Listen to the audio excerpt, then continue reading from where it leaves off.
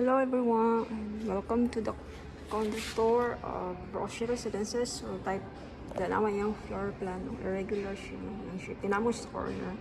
Yung floor area is 92.50 square meters. So yung nagsulit mo guys.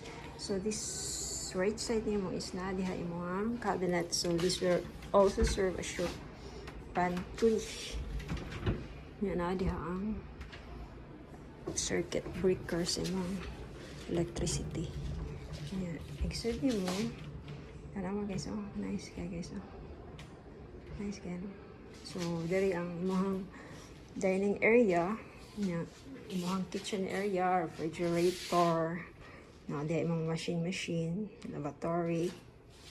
So, kung dari ka nga side, that's your view. Imong dining. Yeah, imong living room area.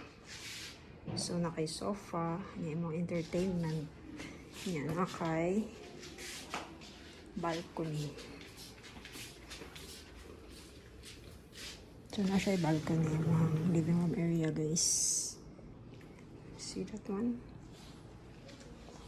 So, it's quite bigger since it's 92 square meters. Yan, on the ka nga area, muna siya imong view. So, forward to guys. So, yung suit mo sa left side, tanaway mong door layout. So, ang left side niya is na dihay mo common toilet. And, lavatory, the shower area. Shower is niya. Across niya, there is a door. This is the first bedroom. Forward guys, this is the second bedroom. Yan na siya yung gamay nga room. So pwede na siya hinuog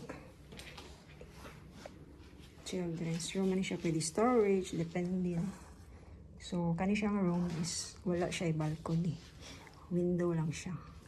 Pero maliit-liit mo. Ano siya yung balcony guys.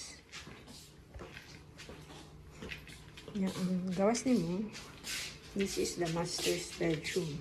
So, di mo sa master's bedroom, guys. Ano, yan. Bed. And nako siya, guys. No? Yan, tanawa yung cabinet. No? So, dala yung toilet. So, na siya yung separate toilet area, guys.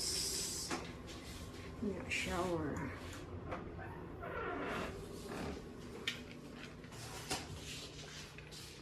So, ang bed niya, na siya yung balcony guys.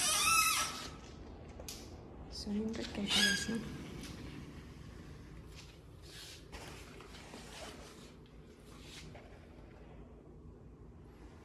Ocean Residences located in Subic, Basbas, Lapu-Lapu City.